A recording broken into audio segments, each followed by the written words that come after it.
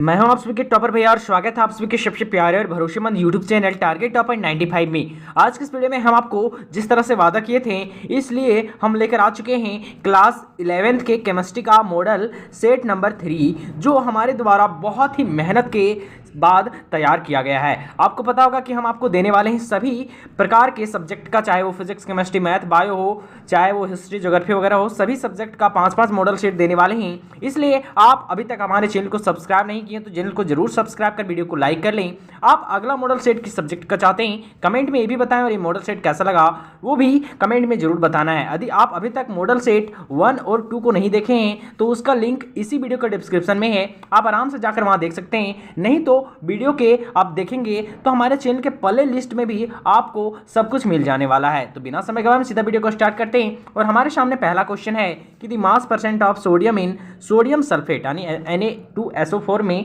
जो सोडियम का मास परसेंट होगा वो कितना होगा। आपको हम कल बताए थे हर एक वीडियोस में और आपको पता भी होगा कि हम लोग मास परसेंट कैसे निकालते हैं। मास परसेंट का फॉर्मूला होता है, जिसका मास परसेंट पूछ रहा है उसका जो मास होता है वो हम लोग ऊपर में लिखेंगे। सोडियम का मास होता है 23, 2 सोडियम है तो इसका मास हो जाएगा 46 और हम लोग डिवाइड करते हैं इसके मोलर मास से। तो मोलर मास जो सोडियम का होता है वो होता है 23 और हम लोग इंटू करते हैं 100 से।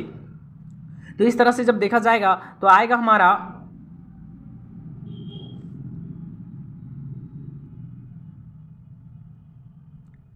मास परसेंट निकालने के लिए हम लोग जिसका मास परसेंट पूछता है उसका हम लोग मास ऊपर लिखते हैं। यानी सोडियम यहाँ Na2 में फॉर्म में है, एक सोडियम का मास 23 होता है, 2 सोडियम का मास 46 हो जाएगा।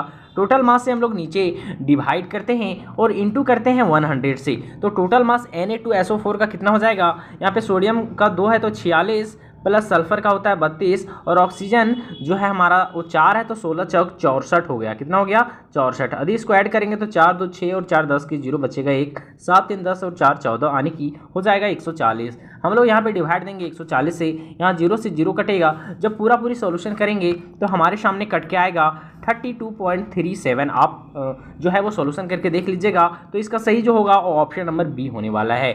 दूसरा क्वेश्चन है how many significant figure are present in 12.303। आपको पता होगा सिग्निफिकेंट फिगर को हम लोग गिनने का तरीका कि पॉइंट जब लगा रहेगा तब हम लोग जितना भी इधर हो यानी कि हमारे राइट साइड या फिर बीच में हो नॉन जीरो नंबर के तो उसको हम लोग काउंट करते हैं, लेकिन कहीं इस साइड में हो यानी लेफ्ट साइड में तो उसको काउंट नहीं करते। तो इसमें सबको काउंट करेंगे 1 2 3 4 5 यानी इसमें से नंबर ऑफ सिग्निफिकेंट टोटल कितने हैं 5। तो इसका सही आंसर होगा ऑप्शन नंबर ए। अगला क्वेश्चन है कि the molar mass of CH4 का मोलर मास क्या होगा। कार्बन का होता है 12 और हाइड्रोजन का होता है 1, 4 हाइड्रोजन है तो हो जाएगा 4, कुल मिला के जोड़ेंगे तो आएगा 16U या फिर जो बोल सकते हैं वैसे मोलर मास ग्राम में होता है। तो हम लोग मेन फोकस करना है 16 पे यानी इसका मोलर मास होगा कितना 16 ग्राम। ठीक है, तो इसका सही आंसर होगा ऑप्शन नंबर बी।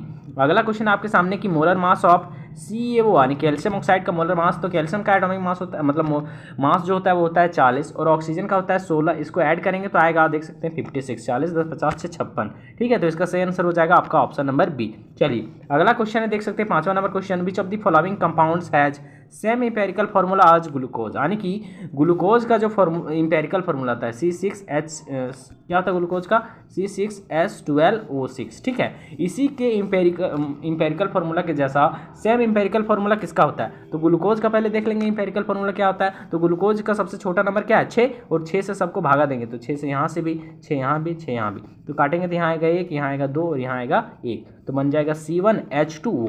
क्या बन जाएगा C1H2O1 यानी कि बोल सकते हैं कि CH2O। तो इसी तरह से सेम इंपेरिकल फार्मूला आप निकालिएगा CH3COOH का तो सेम आएगा। तो इसका सही आंसर हो जाएगा ऑप्शन नंबर बी और इसका नाम होता है एसिटिक एसिड। क्या नाम होता है एसिटिक एसिड। चलिए अगला है कि what will the amount of water produce if the combustion of 16 gram of methane. क्या बोल रहा है कि हम लोग मिथेन को गर्म कर रहे हैं यानी कि कंबसन कर रहे हैं। किसके प्रेजेंस में होता है कंबसन, आपको पता है कि O2 के प्रेजेंस में। तो ये मिथेन कितना है हमारे पास 16 ग्राम। तो बोल रहा है कि हमको जो मिलेगा वाटर यानी कि H2O कितना मिलेगा। तो आपको पता है कि कंबशन में हमेशा क्या बनता है H2O और CO2 है ना, क्या बनता है H2O और CO2। तो ये हो गया हमारा रिएक्शन। अब बोल रहा है कि हम लोग इतना मिथेन 16 ग्राम मिथेन जलाएंगे तो हमको कितना H2O मिलेगा। तो आपको सबसे पहले रिएक्शन को बैलेंस करना है। यहाँ पे कार्बन 1 है, इधर भी कार्बन 1 है, चलिए ठीक है। हाइड्रोजन 4 है लेकिन इधर हाइड्रोजन 2 है, तो यहाँ हम लोग 2 से इंटू करेंगे तो हाइड्रोजन हो गया 4, कोई दिक्कत है। अब यहाँ पे ऑक्सीजन मिलाएंगे, इधर 2 है और ऑक्सीजन यहाँ पे 2 और 2 4 हो गया, तो यहाँ पे 2 से इंटू करेंगे तो हमारा जो इक्वेशन है वो बैलेंस हो जाता है। अब हम लोग देखेंगे कि कितना हम लोग CH4 जला रहे हैं तो कितना हमारा जो है वो H2O मिल रहा है। तो यहाँ दिख रहा होगा आपको कि कुछ नहीं तो 1 मोल हम लोग CH4 जला रहे हैं, यानी कि हम लोग 16 ग्राम CH4 जला रहे हैं, तो हमको मिल रहा है कितना, वही हमको निकालना है। तो हम लोग कंपेयर करेंगे इसमें और इसमें, तो पता चलेगा कि 1 मोल CH4 जब हम लोग जलाते हैं तो मिलता है हम लोग 2 मोल H2O, ठीक है। अब 16 ग्राम में कितना मोल होता है तो आपको पता होगा कि गिवन मास बटा मोलर मास, इसका मोलर मास 12 और 4 16 हो गया, यानी कुल मिला के 1 मोल ही आ रहा है, यानी हम लोग 1 मोल जला लें तो हम लोग H2O कितना मिलेगा, 2 मोल। अब देखेंगे कि 2 मोल H2O का मास कितना होता है, 2 मोल H2O का 2 इंटू रखेंगे, फिर यहाँ पे H2O, H का मास होता है 1, 2 H है तो हो गया 2 और 16 18, तो कुल मिला के 18 दूनी कितना हो जाएगा 36 ग्राम। तो इसका सही आंसर होगा ऑप्शन नंबर ए। समझ में आ रहा है क्या बोलना चाह रहे हैं। सो अगला क्वेश्चन देख सकते हैं, बहुत इंपॉर्टेंट है, जैक 2022 का क्वेश्चन है। कहता है व्हाट विल दी मोलैरिटी, क्या बोल रहा है, what will the molarity of a solution containing 5.85 gram NaCl पर 500 ml। क्या बोल रहा है कि हम लोग 5.85 ग्राम NaCl लिए हैं, किसमें 500 ml में। तो बताइए कि आखिर मोलैरिटी क्या होगा। कल भी आपको बताए थे मोलैरिटी निकालने का फॉर्मूला होता है given mass into 100 divided by molar mass किसका, सॉल्यूट का, इंटू वॉल्यूम ऑफ सॉल्यूशन किसमें, ml में। अब हम लोग एक करके बैठाएंगे, गिवन मास दिया है 5.85, मोलर मास निकालेंगे NaCl का क्या होगा, सोडियम का होता है 23 और क्लोरीन का होता है 35.5, ऐड करेंगे तो आएगा 58.5। तो उसको यहाँ लिखेंगे, नीचे वॉल्यूम दिया है 500 ml और ऊपर में 1000 है। सबको अभी सॉल्यूशन करते हैं, आपके सामने रिजल्ट आ जाएगा 5.85 इंटू यहाँ पे लिखेंगे कितना 1000, नीचे मोलर मास आएगा 58.5, फिर इंटू करेंगे यहाँ से 500 से। अब पूरी भाग दीजिएगा तो आपके सामने देखिए 500 है, आपको भागा देके भी दिखाते हैं। यहाँ पे दो एक बार मतलब 500 एकम 500, 500 दूनी 1000, ये कट गया, यहाँ पे आया 2। अब यहाँ पे देखिए पॉइंट हटाने का तरीका आपको पता होगा, यहाँ नीचे से हम लोग पॉइंट हटा देते हैं तो एक डिजिट के बाद था पॉइंट, तो यहाँ पे इंटू होगा 10 से, कितना से 10 से ऊपर, ठीक है। और नीचे यहाँ वाला पॉइंट हटाएंगे तो आपको पता है कि पॉइंट के बाद है कितना 2 डिजिट, तो यहाँ पे इंटू होगा 100 से, कितना से इंटू हो जाएगा 100 से। कोई दिक्कत है। अब ध्यान दीजिए फिक्स सेम नंबर कट जाएगा आपस में। अब देखिए यहाँ पे है 10, यहाँ है 100, या फिर ऐसे काट सकते हैं 0 से 0 चला गया, यहाँ बचा 10, ऊपर में बचा सिर्फ 2, तो बच जाएगा हमारा 2/10। काटेंगे तो 2 एकम 2, 2 बचे 10, आएगा 1/5। इसको जब भागा देंगे तो आएगा 0.20, कितना आएगा 0.20, तो हमारा यही आंसर हो जाएगा 0.2 मोल पर लीटर। मोल पर लीटर होता है मोलैरिटी का यूनिट, तो हमारा सही आंसर होगा ऑप्शन नंबर सी। कोई दिक्कत है। 8वां number question, how many neutrons are there in, जहाँ पे एटॉमिक नंबर है हमारा 12 और mg का पावर दिया है 24। ये पावर नहीं है, mg का मास है, यानी मैग्नीशियम का मास है, यानी मैग्नीशियम का एटॉमिक नंबर 12 है और इसका एटॉमिक मास 24 है। तो बोल रहा है इसमें न्यूट्रॉन्स कितने होंगे। तो आपको कल फार्मूला लिखाए थे कि हम लोग नीचे जो रहता है वो हमारा रहता है एटॉमिक नंबर यानी z, ऊपर में रहता है एटॉमिक मास यानी a, और न्यूट्रॉन्स निकालने का फार्मूला होता है a माइनस z, यानी मास में हम लोग एटॉमिक नंबर घटाते हैं, यानी 24 में 12 घटाएंगे तो बचेगा कितना 12। तो इसका सही आंसर क्या हो जाएगा हमारा 12। और फिक्स है, इस सब जितना भी हम क्वेश्चन लिए आपके बोर्ड परीक्षा में देखिएगा हू बहू मिलने वाला है। आप पिछले 5-10 साल मिला लीजिए, ठीक है। हम बहुत मेहनत करके आप लोगों के लिए तैयार किए हैं और पांचों मॉडल सेट मेरा तो ऑप्शन के साथ मैच कर जाएगा, इसकी गारंटी मैं दे रहा हूं। आप लोग देख लीजिएगा जब एग्जाम देके आइएगा तब। 9वां नंबर क्वेश्चन है कि एटॉमिक नंबर z है, एटॉमिक मास ये है और किसी एलिमेंट का, तो आराम से देखना क्या बोल रहा है कि एटॉमिक नंबर z और एटॉमिक मास ये है ना। तो यहाँ पे z का वैल्यू दिया 4 और यहाँ पे एटॉमिक मास का वैल्यू दिया है कितना 9। तो बोल रहा है कि इसका सिंबल क्या होगा, समझिए आराम से। क्या बोल रहा है कि the atomic number and atomic mass of element 4 and 9 respectively. कहने का मतलब कि एटॉमिक जो नंबर है वो 4 है और एटॉमिक मास किसी एक एलिमेंट का 9 है। तो बोल रहा है कि उसका सिंबल क्या होगा। तो सिंपल से एटॉमिक नंबर 4 है, तो बताइए एटॉमिक नंबर 4 किसका होता है, हाइड्रोजन, हीलियम, लिथियम, बेरिलियम का, और उसको डिनोट करते हैं बी से। तो इसका सही आंसर क्या हो जाएगा ऑप्शन नंबर सी। कोई दिक्कत है यहाँ तक? नहीं, बेरिलियम का होता है बीई। क्या होता है बी, तो इसका सही आंसर क्या हो जाएगा ऑप्शन नंबर डी। कोई दिक्कत है यहाँ तक? चलिए बी से होता है बोरॉन, ठीक है। चलिए नहीं होगा, ऑप्शन नंबर डी इसका हो जाएगा सही। अगला है 10वां नंबर कि 3s orbital have the value. बहुत इंपॉर्टेंट और फिक्स एक नंबर का। पहले रहता है n का वैल्यू, फिर रहता है l का वैल्यू। n का वैल्यू डायरेक्ट दिख रहा है 3 और l का वैल्यू नहीं है, s है। तो हम आपको कल बताए थे s p d f है ना। s का मतलब होता है 0, p का मतलब होता है 1, d का मतलब होता है 2, f का वैल्यू जो होता है वो होता है 3। तो यहाँ पे है एस, एस का वैल्यू हो जाएगा 0, यानी एन का वैल्यू है 3 और एल का वैल्यू कितना हो गया 0, तो एन का वैल्यू 3, एल का वैल्यू 0 लगता है ऑप्शन नंबर ए में है, यानी 10वां का जो सही आंसर होगा वो होगा ऑप्शन नंबर ए। 11 नंबर बहुत ईजी क्वेश्चन सेम है, बताइए एन का वैल्यू कितना है 1 और एल का वैल्यू कितना है 0, क्योंकि एस का वैल्यू 0 होता है, तो 1 और 0 कहाँ पे दिख रहा है आपको ऑप्शन नंबर डी में, तो 11 का सही आंसर होगा option number D. 12 number question उसी तरह से बताइए 3D का वैल्यू क्या होगा, एन का वैल्यू 3 और डी का वैल्यू, तो एस का वैल्यू 0, पी का वैल्यू 1 और डी का वैल्यू 2, तो बताइए 3 और 2 कहाँ है, 3 और 2 लिखा हुआ, 3 और 2 कहाँ गया, 3 और 2 कहाँ है, 12 नंबर क्वेश्चन था ना, 3 और 2 देख रहा है ऑप्शन नंबर सी में लिखा हुआ है, तो 12 का सही आंसर क्या हो जाएगा ऑप्शन नंबर सी। कोई दिक्कत है यहाँ तक समझने में? चलिए अगला क्वेश्चन है 13वां नंबर क्वेश्चन कि the azimuthal quantum number specify, किसके बारे में एजीमुथल क्वांटम नंबर बताता है, size of orbital, shape of orbital, orientation of orbital या फिर न्यूक्लियर स्टेबिलिटी ऑफ ऑर्बिटल, तो ये बताता है shape of orbital. Azimuthal quantum number यानी एल, एल किसके बारे में बताता है, शेप के बारे में। आपको पता होगा कि एस का शेप होता है स्फेरिकल, पी का होता है डम्बल और डी का होता है डबल डम्बल। कैसा होता है, डी का डबल डम्बल, ऐसे ये और ये, ठीक है। बाकी एफ का कभी पूछता नहीं है, इसका होता है कॉम्प्लिकेटेड यानी बहुत सारा डम्बल, ठीक। तो यहाँ पे किसके बारे में बताता है, सेफ के बारे में। किसके बारे में बताता है, सेफ के बारे में। इसका सही आंसर हो जाएगा ऑप्शन नंबर बी। चलिए अगला क्वेश्चन है हमारे सामने, the electron distribution in a atomic orbital are called, तो सिंपल सा है, हम लोग एटॉमिक ऑर्बिटल में इलेक्ट्रॉन को भर रहे हैं तो उसी को ना इलेक्ट्रॉनिक कन्फिग्रेशन बोलते हैं, तो इसका सही आंसर क्या हो जाएगा ऑप्शन नंबर डी। 14 नंबर का ऑप्शन नंबर डी हो जाएगा सही आंसर। 15 नंबर क्वेश्चन आपके सामने यहाँ पे देख सकते हैं, the general outer configuration of S block, तो एस ब्लॉक का जनरल इलेक्ट्रॉनिक कन्फिग्रेशन होता है NS 1 से 2, तो इसका सही आंसर क्या हो जाएगा ऑप्शन नंबर बी हो जाएगा। क्या हो जाएगा इसका सही आंसर ऑप्शन नंबर बी। अगला क्वेश्चन है the general outer electronic configuration of group 1, तो ग्रुप 1 का होता है NS1, कितना होता है NS1, तो इसका सही आंसर क्या हो जाएगा ऑप्शन नंबर डी, ठीक है। कितना हो जाएगा 16 नंबर का option number D. 17 number question, the group 1 element are also called, तो ग्रुप 1 एलिमेंट को हम लोग क्या बोलते हैं आपको पता होगा, इसको बोलते हैं हम लोग अल्कली मेटल, तो इसका सही आंसर होगा ऑप्शन नंबर ए।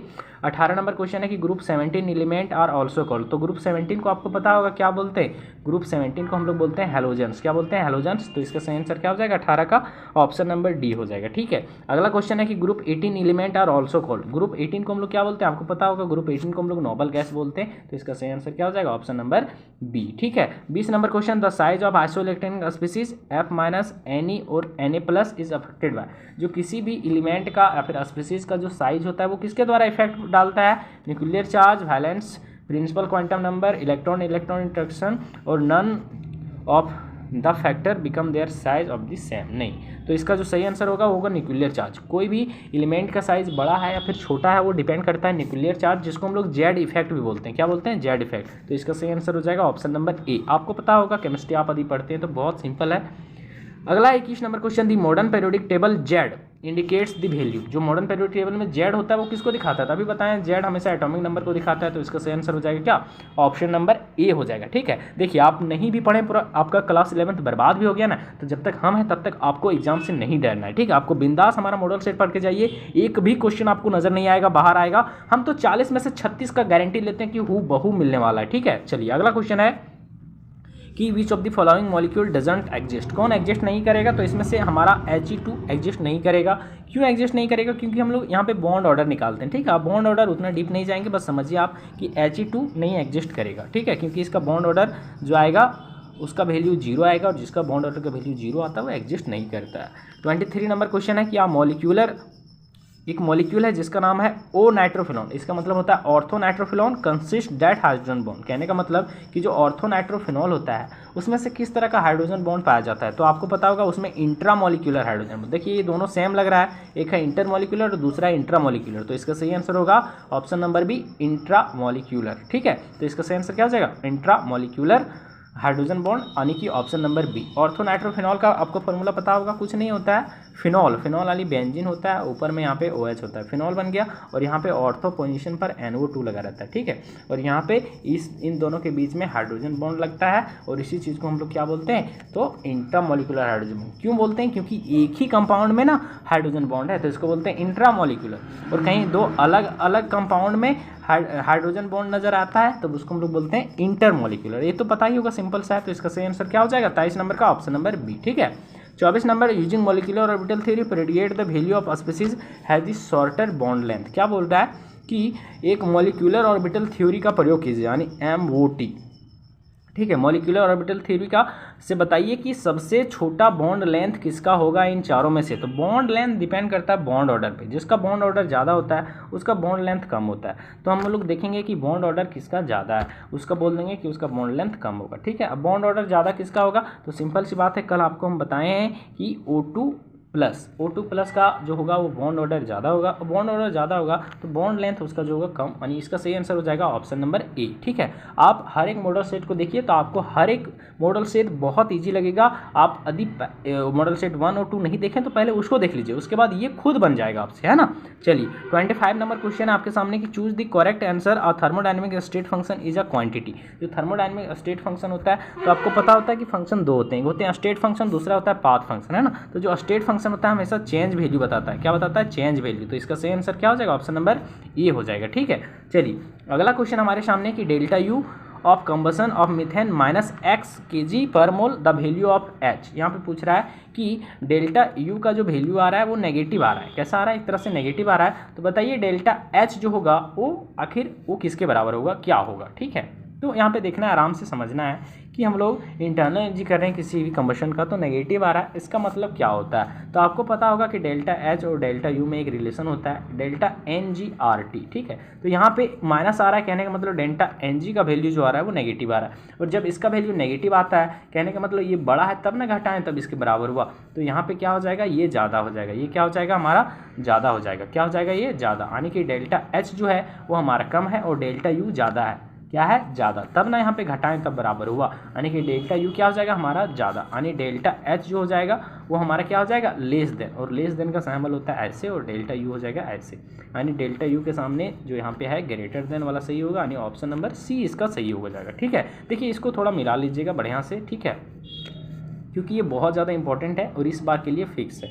ठीक। चलिए अगला क्वेश्चन आपके सामने, in isolated system there in. देखिए आइसोलेटेड सिस्टम में जो होता है वो एक ऐसा सिस्टम होता है जो पूरी तरह क्लोज होता है, इसमें से किसी भी चीज़ का एक्सचेंज नहीं होता, ना मैटर का ना और कुछ का। ठीक है। तो इसका सही आंसर हो जाएगा आपका ऑप्शन नंबर डी, यानी नाइदर एक्सचेंज एनर्जी और मैटर, किसी भी चीज़ का एक्सचेंज नहीं होता है। चलिए अगला क्वेश्चन है आपके सामने 28 नंबर क्वेश्चन कि which law of thermodynamics introduce the concept of entropy, यानी कॉन्सेप्ट ऑफ एंट्रोपी के बारे में कौन सा थर्मोडायनेमिक्स का नियम बताता है, तो वो सेकंड लॉ ऑफ थर्मोडायनेमिक्स बताता है। इसका सही आंसर हो जाएगा ऑप्शन नंबर सी। अगला क्वेश्चन है कि entropy is a measure of, यानी एंट्रोपी किसका मेजरमेंट होता है, एनर्जी का, ऑर्डर का, रैंडमनेस का या फिर स्टेबिलिटी का। तो सिंपल सा है, इसका सही आंसर हो जाएगा option number C. Entropy is a measurement of randomness होता है। ठीक है। तो इसका सही आंसर क्या हो जाएगा, ऑप्शन नंबर सी। अगला है 30 number question, for a reaction C है, यानी कार्बन सॉलिड में, O2 गैस में है, बना रहा है CO2। तो बता रहा है कि बताइए कि डेल्टा H और U में कौन सा रिलेशन होगा। अभी कुछ देर पहले बताएं वही चीज़ है। देखिए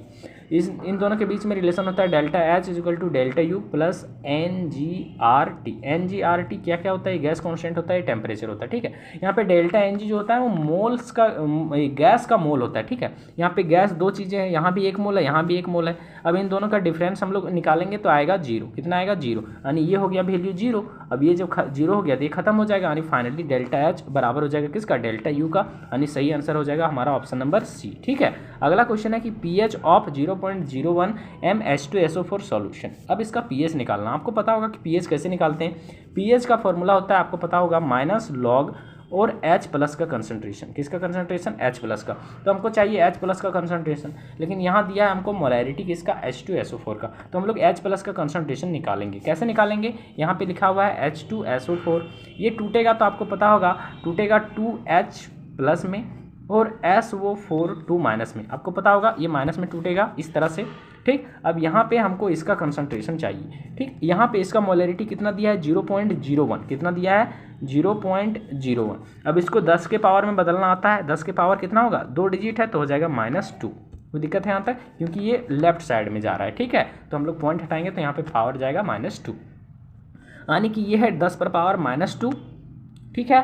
तो ये भी कितना बनेगा, तो ये भी बनेगा 10 पर पावर -2, और लेकिन यहाँ है 2 तो इंटू हो जाएगा 2 से। ठीक। क्योंकि ये 1 मोल है तो ये 2 मोल बन रहा है, तो इससे डबल बनेगा ना। तो यानी कि H+ का कंसंट्रेशन आया 2 × 10⁻²। H+ का कंसंट्रेशन कितना आया, 2 × 10⁻²। कोई दिक्कत है यहाँ तक समझने में, आप वैल्यू बैठाएंगे, है ना। जो हमारा pH बराबर क्या हो जाएगा, -log। ठीक है। H+ का कंसंट्रेशन कितना है, 2 × 10⁻², है ना। अब जब log इस तरह से कभी भी होता है तो हम लोग इसको बोलते हैं log ए इंटू बी, है ना, और ये टूटता है log ए प्लस log बी में। किस में टूटता है? log ए और log बी में, यानी कि यहाँ हो जाएगा log 2 और हो जाएगा log 10 पर पावर -2। ये अलग अलग हो जाएगा, क्या हो जाएगा? अलग अलग। कोई दिक्कत है? अब इसको अलग अलग करके लिख सकते हैं आराम से। चलिए हम लोग क्या करेंगे, अब इसको अलग अलग करके लिखेंगे, यानी हम लोग माइनस यहीं छोड़ देंगे और यहाँ पे लिखेंगे log, ठीक है, एक बार लिखेंगे log 2 और फिर प्लस देंगे और फिर यहाँ पे लिखेंगे हम लोग log 10 पर पावर -2। कोई दिक्कत है? आपको पता होगा कि log 2 का वैल्यू होता है 0.30, ठीक है, ये माइनस बाहर में ही है और यहाँ पे प्लस है, ये वाला इधर आएगा तो यहाँ पे -2 हो जाएगा क्योंकि ये सामने से गुना होता है, तो -2 और log 10 का वैल्यू होता है 1। कितना होता है? 1, तो 2 × 1, यानी यहाँ हो जाएगा कितना? 0.30 -2। अब यहाँ पे देखिए माइनस माइनस गुना होगा अंदर, तो यहाँ हो जाएगा प्लस और ये हो जाएगा आपका माइनस। अब हम लोग 2 में कितना घटाते हैं? 0.30। कितना घटाते हैं? 0.30। आपको पता है कि 0.30 घटाएंगे तो 1.70 हमारा आंसर आएगा, तो इसका सही आंसर हो जाएगा ऑप्शन नंबर सी।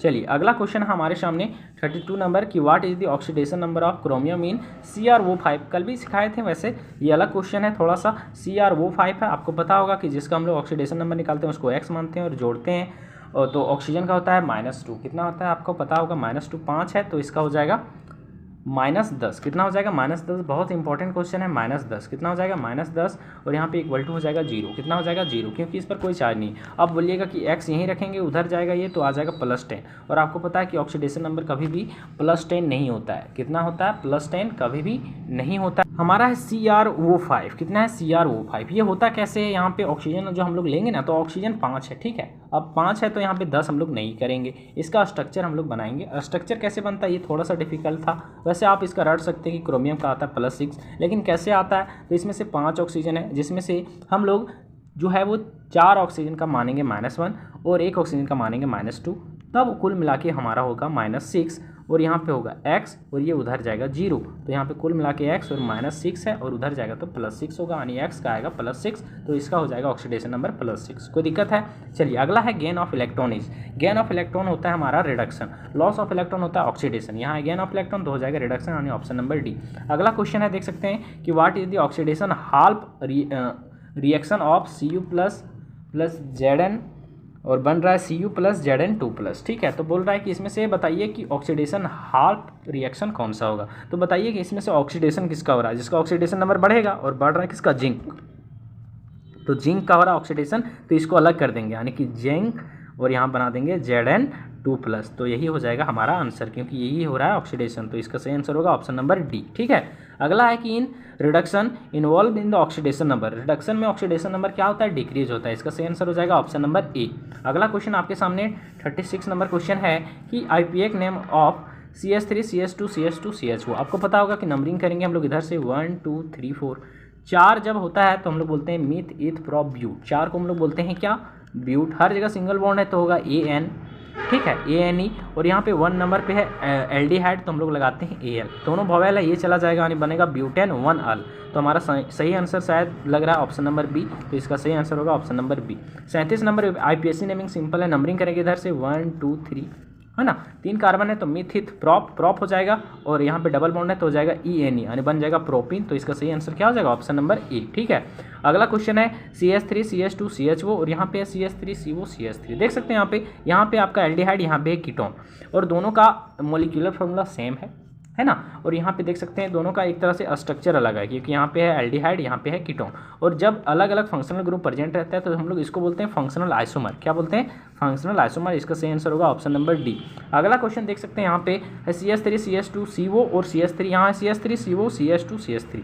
देख सकते हैं यहाँ भी कीटोन है, यहाँ भी कीटोन है। जब सेम फंक्शनल ग्रुप हो तो उसको हम लोग बोलते हैं मेटामर्स। क्यों बोलते हैं? क्योंकि दोनों का देख सकते हैं स्ट्रक्चरल फार्मूला जो है वही अलग है, बाकी की देखा जाए तो इसका मॉलिक्यूलर फार्मूला सेम है। अब कैसे स्ट्रक्चरल फार्मूला अलग है देख सकते हैं, यहाँ पे इधर 2 कार्बन है और इधर 1 कार्बन है, यहाँ पे उल्टा है, यहाँ पे इधर 1 है और इधर 2 है, यानी कि लेफ्ट राइट में कार्बन अदल बदल हो रहा है, तो इसको हम लोग बोलते हैं मेटामर्स। लास्ट वन क्वेश्चन है, देख सकते हैं बहुत इंपॉर्टेंट, कि ऑर्थो डायरेक्टिंग ग्रुप कल आपको सिखाए थे, वैसे आपको पता होगा कि ऑर्थो और मेटा और पैरा डायरेक्टिंग ग्रुप हम लोग कैसे पहचानते हैं। ऑर्थो डायरेक्टिंग ग्रुप को पहचानने का तरीका सिंपल होता है कि ऑर्थो डायरेक्टिंग ग्रुप में जो भी एलिमेंट जुड़ा रहता है वो हमेशा सिंगल बॉन्ड से रहता है, तो वो हमारा सही आंसर इसका हो जाएगा CH3। क्या हो जाएगा? CH3। इधर सब में जुड़ा रहेगा ये, ठीक है, खाली खाली रहेगा, तो इसका सही आंसर क्या हो जाएगा? ऑप्शन नंबर ए, यानी कि CH3। क्यों? क्योंकि यहाँ पे देख सकते हैं जो सेकेंड वाला रहेगा वो सिंगल बॉन्ड से जुड़ेगा। CH3 कैसे बनता है? ऐसे ऐसे, यहाँ पे देखिए हर जगह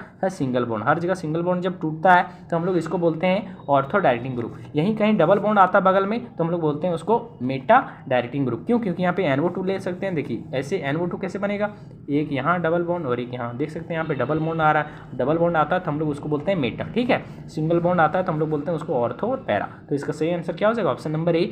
आपको कैसा लगा कमेंट में जरूर बताइए, और अगला मॉडल सेट आपको किस सब्जेक्ट का चाहिए ये भी कमेंट में बताना है। मिलते हैं एक नई वीडियोज़ में नई मॉडल सेट के साथ।